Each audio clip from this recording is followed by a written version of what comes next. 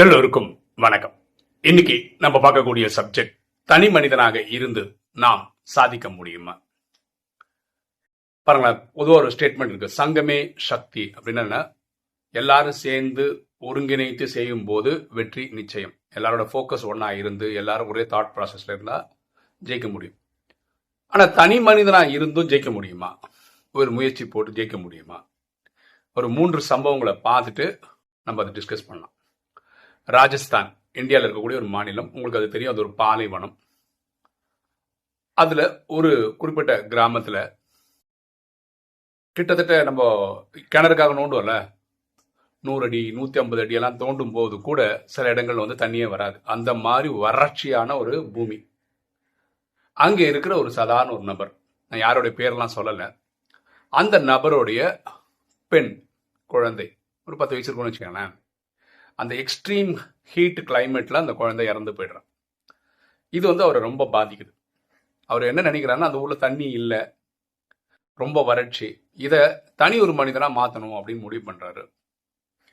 அதுக்கப்புறம் என்ன பண்றாரு அப்படின்னு பாத்தீங்கன்னா, அந்த ஊர்ல ஏதாவது ஒரு வீட்டுல ஒரு பெண் குழந்தை பிறந்ததுன்னா 111 பீப்புள் ட்ரீ நடுறாரு. அது வந்து பீப்புள் ட்ரீனா அரச மரம் நான் நினைக்கிறேன், ஓகே, தப்பா இருந்தா மாத்திக்கங்க. அதை நடுறாரு இவரு. அந்த கிராமத்துல ஏதாவது ஒரு குழந்தைக்கு, ஏதாவது வீட்டுல இந்த மாதிரி ஒரு குழந்தை பிறந்தா 111 பீப்புள் ட்ரீ நடுறாரு. இது மட்டும் இல்ல, அந்த ஊர் மக்கள் கிட்ட இருந்து நம்ம கலெக்ஷன்லாம் வாங்கி ஒரு 21,000 ஏதோ ரெடி பண்றாரு.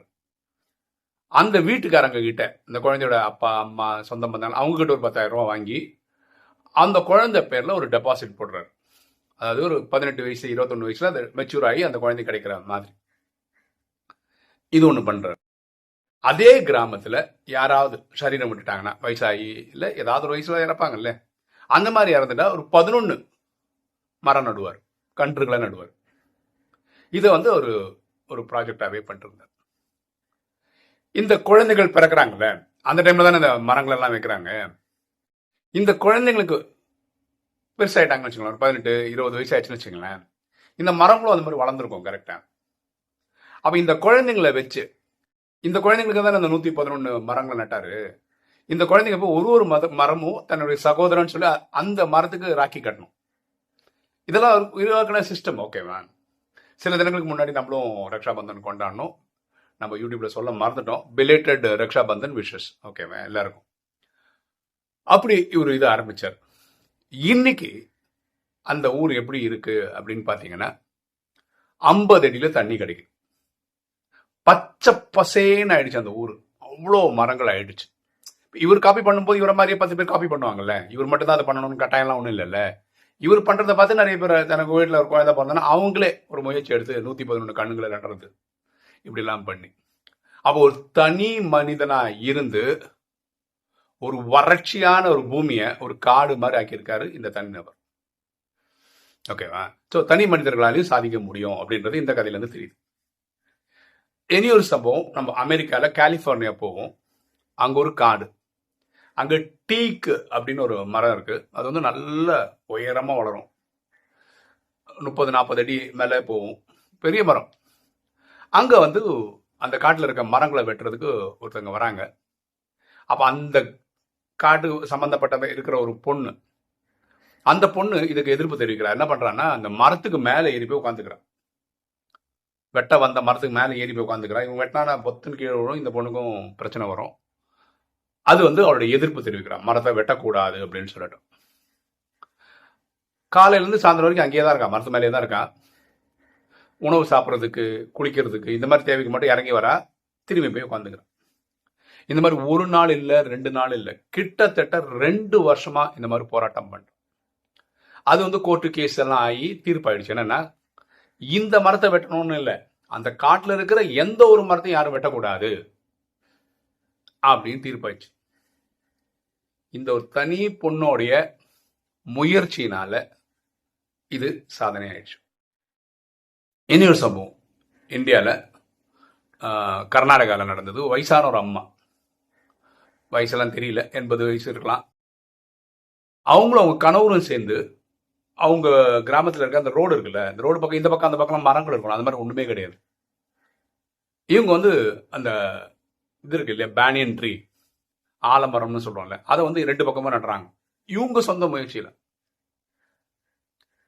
மொத்தத்துல 8 கிலோமீட்டர் வரைக்கும் இவங்களே போட்டிருக்காங்க. 8 கிலோ பாருங்க, இது வயசானவங்க இதெல்லாம் நடந்து நடந்து நடந்து போய் நட்டு நட்டு நட்டு நட்டு போய் அதுக்கு தண்ணி ஊற்றி வளர்த்து கலத்து இப்போ பார்த்தீங்கன்னா 8 கிலோமீட்டருக்கு இந்த பக்கம் அரச மரமா இருக்கு. அவங்களுக்கு சமீபத்தில் வந்து தேசிய விருது கிடைச்சது. ஓகேவா? அப்போ தனி மனிதனா சாதிக்கவும் முடியும் அப்படின்றது இது காட்டுது. இதுல என்ன பியூட்டினா, தனி மனிதனா ஸ்டார்ட் பண்றாங்க, பிற்காலத்துல அதை பார்த்து நிறைய பேர் ஊக்கம் உற்சாகம் அடைஞ்சு அவங்களும் அதில் இணைச்சுக்கிறாங்க. ஓகே, அதுக்கப்புறம் அது சங்கம் ஆயிடுது. அது சங்கம்னா பெரிய டீம் ஆயிடுது, பெரிய லெவல்ல பண்றாங்க. ஆனா அந்த எடுத்து பண்றாங்க பாத்தீங்களா, தனியா இருந்து பண்ணி காட்டுறாங்க பாத்தீங்களா, இது வந்து ஒரு பெரிய என்ன சொல்றது, பாராட்ட வேண்டிய விஷயம். அதனால தான் நம்ம இன்னைக்கு யூடியூப்ல பேசுறோம். அது வந்து ஆர்டிக்கலா வந்ததுனால தான் நம்ம படிக்கிறோம், நமக்கு ஒரு ஊக்கம் உற்சாகம் கிடைக்குது. ஸோ தனி மனிதனா ஏதாவது பண்ண முடியுமான்னா கண்டிப்பா பண்ண முடியும். நான் ஒரு இந்த சமயத்துல ஒரு நபரை பத்தி பேசணும். இது ஒரு எக்ஸ்பெஷலி ராஜயோகத்துல ஒரு ஆத்மா, அவர் இந்த சிஸ்டமுக்கு வந்து 2 வருஷம் தான் ஆகுது. எனக்கும் அவருக்கு ஒரே பொருத்தம் என்னன்னா, 2 பேருக்கும் அலௌகிக பிறந்த நாள் ஒன்று தான். நான் என்ன சொன்னேன், ஆகஸ்ட் 19 தான் நான் வந்த டேட்டு. நான் இந்த 15 வருஷம் முடிச்சேன் 2 நாள் முன்னாடி சொன்னேன். அப்போ அந்த ஆத்மா எனக்கு ஒரு மெசேஜ் அனுப்பிச்சார், இன்னைக்கு தான் நான் வந்து 2 வருஷம் ஆகுது அப்படி. அவருக்கும் அதே டேட்டு தான். இந்த 2 வருஷத்துல அவர் பார்த்தீங்கன்னா தமிழ், இங்கிலீஷ், ஹிந்தி, தெலுங்கு, அவ்யக்தவாணி 1969லேருந்து 2017 வரைக்கும் இந்த 4 லாங்குவேஜ் இருக்கிற எல்லா ஃபைல்ஸும் இது பண்ணி வருஷ கணக்காக பிரித்து இதை ரெடி பண்ணி கொடுத்துருக்குறாரு. பாருங்களேன், வந்து 2 வருஷம் தான் ஆகுது. நான் இங்கே என்ன பார்க்குறேன்னா, இவர் தமிழில் படிக்கிறாரு, இவர் தமிழ் தெரியும், இங்கிலீஷ் தெரியும்னு வச்சுக்கோங்களேன். வாணியை படித்து இவரோட புருஷார்த்தம் இம்ப்ரூவ் பண்ணி இவர் கர்மாதீதாயி போகிறது, பொதுவாக அப்படி தானே எல்லாரும் யோசிக்கிறாங்க. இவருக்கு சுத்தமாக தெரியாத லாங்குவேஜ் வந்து தெலுங்கு தெரியாது, ஹிந்தி தெரியாது, இவர் சுத்தமாக தெரியாது. ஆனாலும் அந்த ஆத்மாக்களுக்கும் கிடைக்கணும்னு ஒரு ஹோம்ஒர்க் பண்ணி எடுக்கிறார் பாருங்களேன். இவரே தான் அந்த சாக்காரமூர்த்தி 26 லாங்குவேஜ் நம்ம சொன்னோம் தெரியுமா, அதோடைய கலெக்ஷன் கஷ்டப்பட்டு ரெடி பண்ணி கொடுத்தது இவரு தான். 2 வருஷத்துல இவ்வளோ பெரிய சேவை பண்றது நினைச்சு பார்க்க முடியாத ஒரு இது. இதுல வந்து அவருக்கு பெருசா யாரோ உதவி பண்ணி எல்லாம் எடுத்து கொடுக்குறாங்க அப்படிலாம் கிடையாது. இவரே தேடி தேடி தேடி தேடி, இத்தனைக்கும் ஒரு ஐடியில் ஒரு பெரிய கிங் எல்லாம் ஒன்றும் கிடையாது, பெருசா தெரியும் அப்படிலாம் ஒன்றும் கிடையாது. ஆர்வம் இருக்கு, தேடி கண்டுபிடிச்சுக்கிறாரு. ஓகேவா? ஸோ ரியலாகவே தனி மனிதனா அவர் பண்ண சாதனை வந்து பெரிய சாதனை, அளப்பரியது, பாராட்ட வேண்டியது. அதனால தான் நம்ம யூடியூப் ஸ்பேஸில் சொல்கிறோம். நானும் யூடியூப் ஸ்பேஸில் வந்ததே என்னென்னா, எனக்கு என்ன தெரியுமோ ராஜயோகத்தில் தமிழ் பேச தெரிஞ்சவங்களுக்கு இதை கொண்டு போய் சேர்க்கணும். அதான் என்னோட முயற்சி. 15 வருஷமாக நான் ப்ராக்டிஸ் பண்ணிட்டு இருக்கேன் ராஜயோக மெடிடேஷனை. 8 வருஷமாக சோஷியல் மீடியாவில் இருக்கேன். என்னோட ஐடியா என்னன்னா, ராஜயோகத்தில் பரமாத்மா சொல்றாரு, யூரோப்பில் இருக்கிற யாரோ ஒரு பெரிய தலைவர் தான் வந்து பிற்காலத்தில் சொல்லுவார், அது காட்டுத்தீ மாதிரி பரவும், உலகத்தில் இருக்கவங்கலாம் ராஜயோகத்தை பற்றி தெரிஞ்சுப்பாங்க. அதாவது மிஞ்சி இந்த மினிமம் தெரிஞ்சுப்பாங்க, நம்மளாம் ஒரு உயிர், பூர்வத்தின் மத்தியிலேருந்து அவங்களுக்கு கிடைச்ச உடலை இயக்கிட்டு இருக்கோம், உயிரோட தந்தைன்னு ஒருத்தர் இருக்கிறார், அவர் பரமாத்மான்னு சொல்கிறோம், அவருடைய பேர் சிவன், உலகம் அவர் அல்லா ஜஹோ காடுன்னு சொல்லி இந்த விஷயத்த ஒரு வெளிநாட்டு யூரோப்பியர் தான் சொல்லுவார். என்னுடைய பாயிண்ட் ஆஃப் வியூ என்னென்ன, அந்த யூரோப்பியருக்கு யாராவது சொல்லணும்ல, அது நம்மளோட முயற்சியில் போகணும் அப்படின்னு நினைச்சு தான் எல்லா லாங்குவேஜிலும் பண்ணுறோம். பாருங்க, என்ன போல் வாழ்வு ஒரு தம்பி பண்ணுறாரு, அது அவரோட தாட்டு தான், அந்த தம்பியோட தாட்டு தான். ஆனால் அந்த தாட்டு ரொம்ப பவர்ஃபுல்ன்றதால இப்போ ஒரு 9 டீமோட எல்லாருமே உட்காந்து ஒர்க் பண்ணுறாங்க. அது ஒரு சைடில் போயிட்டு இருக்கு. அது மாதிரி பாட்காஸ்ட், அதுக்கு ஒரு டீம் இருக்குது, அந்த டீம் கரெக்டாக அதை பண்ணிட்டு போயிட்டு இருக்காங்க. ஸோ இது ஆக்சுவலாக இந்த என்ன சொல்கிறது, தனி மனிதனுக்கு ஒரு வரக்கூடிய ஒரு சிந்தனை ரொம்ப நல்ல சிந்தனையாக இருந்ததுன்னா ஆட்டோமேட்டிக்காக அதுக்கு ஒரு கூட்டம் கூடும். நல்லவர்கள் ஒன்றா சேருவாங்கன்னாங்களா, அந்த மாதிரி சேரும். அது இப்போ நான் என்ன பண்ணுறேன்னா, அந்த ஆத்மா வந்து அந்த அவ்யக்தவாணிலாம் கிரியேட் பண்ணி கொடுக்குறாரு இல்லையா, சாகரவாணியும் பண்ணி கொடுக்குறாரு. நமக்கு தான் டிவைன் கனெக்ஷன்ஸ் வெப்சைட் இருக்குல்ல, அதில் அதை ப்ரொமோட் பண்ணுறோம். இப்போ வந்து நிறைய சேவை பண்ணணும்னு ஆசைப்படுறவங்களுக்கு சொல்கிறேன். பாருங்களேன், இனி நமக்கு இருக்கக்கூடிய காலகட்டம் ரொம்ப கம்மி. இதுக்குள்ளே நம்ம ஏதாவது சேவை பண்ணி புண்ணியம் சேர்த்துக்கிட்டா தான் உண்டு. நிறைய பேர் என்னென்னு பண்ணுறாங்க அப்படின்னு பார்த்தீங்கன்னா, ஏதோ ஒரு லிங்க் வந்ததா, ஏதாவது 4 பேருக்கு வாட்ஸ்அப்பில் ஷேர் பண்ணாங்களா, 2 வாட்ஸ்அப் குரூப்பில் ஷேர் பண்ணிட்டாங்களா, நான் வந்து சத்தியகுதில் ராஜா ஆவேன்னு நினச்சி கற்பனை கனவு கழகத்தில் இருக்காங்க.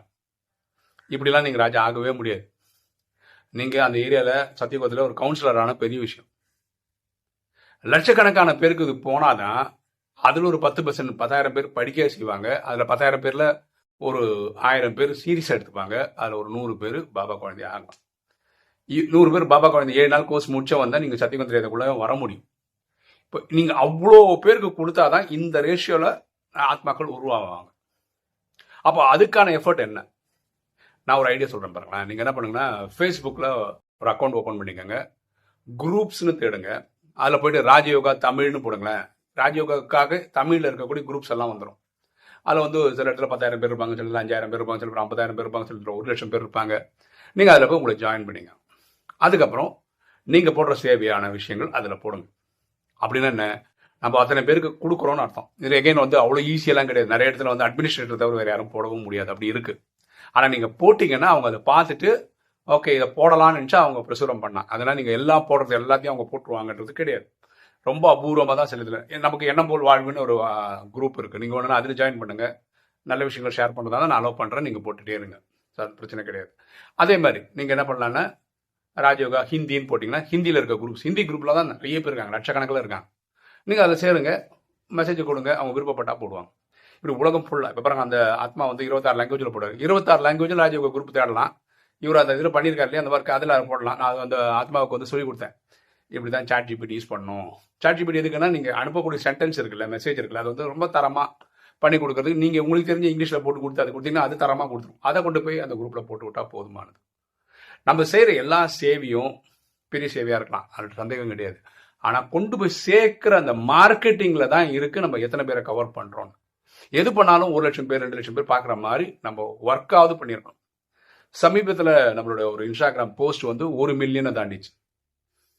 ஓகே, இது சந்தோஷத்தை தருது. 1 மில்லியன்றது 10,00,000 பேர், சரியா?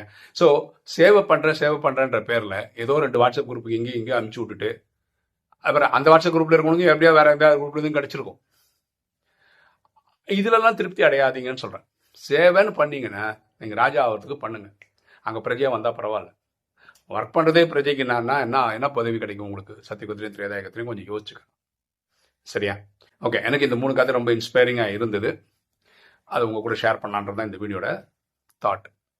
ஓகே, இன்னைக்கு வீடியோ உங்களுக்கு பிடிச்சிருக்கோம் நினைக்கிறேன். பிடிச்சவங்க லைக் பண்ணுங்கள், சப்ஸ்கிரைப் பண்ணுங்கள், ஃப்ரெண்ட்ஸ் சொல்லுங்கள், ஷேர் பண்ணுங்கள், கமெண்ட்ஸ் போடுங்க. தேங்க்யூ.